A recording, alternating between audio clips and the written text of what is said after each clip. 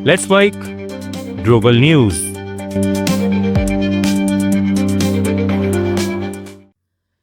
नमस्कार, let's mic global news में आपका स्वागत है। मैं हूं राखी जैन। अमेरिका में ईरानी सुप्रीम लीडर खामनेई के खिलाफ हो रहे प्रदर्शन के दौरान एक ट्रक रैली में घुस गया। लोग जान बचाने के लिए इधर-उधर भागने लगे। इसके बाद गुस्साए प्रदर्शनकारियों ने ट्रक ड्राइवर पर हमला करने की कोशिश की। घटना लॉस एंजलिस में हुई, जहां सैकड़ों लोग ईरान में जारी विरोध प्रदर्शनों के समर्थन में मार्च कर रहे थे। घटना में कितने लोग घायल हुए, ये साफ नहीं है। बता दें, ईरान में बीते 2 हफ्तों से सरकार विरोधी प्रदर्शन जारी है। ईरान की human rights activist news agency के मुताबिक अब तक 544 लोगों की मौत हो चुकी है। इनमें 8 बच्चे भी शामिल हैं। वहीं करीब 10,500 लोगों को हिरासत में लिया गया है। अमेरिकी राष्ट्रपति डोनाल्ड ट्रंप ने कहा है कि ईरान सरकार प्रदर्शनों को रोकने के लिए रेड लाइन पार कर रही है। उन्होंने कहा कि अमेरिका कड़े विकल्पों पर विचार कर रहा है। भारत में अमेरिकी राजदूत सर्जियो गौर ने कहा है कि राष्ट्रपति डोनाल्ड ट्रंप अगले 1 या 2 साल में भारत का दौरा कर सकते हैं। सर्जियो गौर ने सोमवार को ये पद संभाला है। उन्होंने कहा, मैं दोनों देशों के संबंधों को नेक्स्ट लेवल पर ले जाने की कोशिश करने आया हूँ।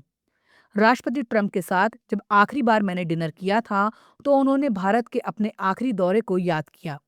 उन्होंने भारत के पीएम के साथ अपनी अच्छी दोस्ती के बारे में भी बात की। सर्जियो गौर ने कहा, मैं उम्मीद करता हूं कि राष्ट्रपति ट्रंप जल्द ही भारत का दौरा करेंगे। वहीं अमेरिकी राष्ट्रपति डोनाल्ड ट्रंप ने खुद को वेनेजुएला का एक्टिंग प्रेसिडेंट बताया है। उन्होंने अपने सोशल मीडिया प्लेटफॉर्म पर पोस्ट की, जिसमें ट्रंप की तस्वीर के साथ एक्टिंग प्रेसिडेंट ऑफ वेनेजुएला लिखा है। पोस्ट में जनवरी 2026 से पद संभालने का जिक्र है। इसके अलावा ट्रंप ने खुद को अमेरिका के 45वें और 47वें राष्ट्रपति के तौर पर भी दिखाया है।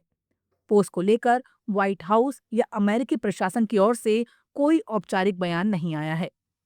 इससे पहले 3 जनवरी को अमेरिका ने वेनेजुएला के खिलाफ बड़े पैमाने पर कार्रवाई की थी। इस कार्रवाई में वेनेजुएला के राष्ट्रपति निकोलस मादुरो और उनकी पत्नी सीलिया फ्लोरेस को हिरासत में लेकर न्यूयॉर्क लाया गया। अमेरिकी राष्ट्रपति डोनाल्ड ट्रंप ने ग्रीनलैंड की सुरक्षा व्यवस्था का मजाक उड़ाया है। ट्रंप ने ग्रीनलैंड के डिफेंस की तुलना डॉग स्लेज से की है। कुत्तों से खींची जाने वाली बिना पहियों की गाड़ी को डॉग स्लेज कहा जाता है। ट्रंप से मीडिया ने 11 दिसंबर को एक सवाल किया कि क्या अमेरिका ने डेनमार्क को ग्रीनलैंड खरीदने का कोई प्रस्ताव दिया है। इस पर उन्होंने कहा कि ऐसा कोई औपचारिक प्रस्ताव नहीं दिया गया है, लेकिन ग्रीनलैंड को खुद ये सौदा करना चाहिए, क्योंकि वो नहीं चाहेंगे कि रूस या चीन वहां कब्जा करे। दरअसल ट्रंप कहना चाहते थे कि ग्रीनलैंड की अपनी सैन्य ताकत ना के बराबर है, इसलिए उसे अमेरिका के साथ जुड़ जाना चाहिए। मलेशिया और इंडोनेशिया ने एलन मस्क की कंपनी एक्स के एआई चैटबॉट ग्रोक पर पाबंदी लगा दी है। ये दुनिया के पहले देश हैं जिन्होंने इस एआई टूल पर बैन लगाया है। ग्रोक यूजर्स को तस्वीरें जनरेट करने की सुविधा देता है। हालांकि हाल के हफ्तों में इसका इस्तेमाल लोगों की तस्वीर को उनकी सहमति के बगैर एडिट करने के लिए किया गया। मलेशिया और इंडोनेशिया ने कहा, ग्रोक का इस्तेमाल महिलाओं और बच्चों से जुड़ी पोर्नोग्राफिक और बिना सहमति वाली तस्वीरें बनाने के लिए किया जा सकता है। मस्क ने पहले कहा था कि उनके प्लेटफॉर्म के आलोचक सेंसरशिप के लिए कोई भी बहाना ढूंढ रहे हैं।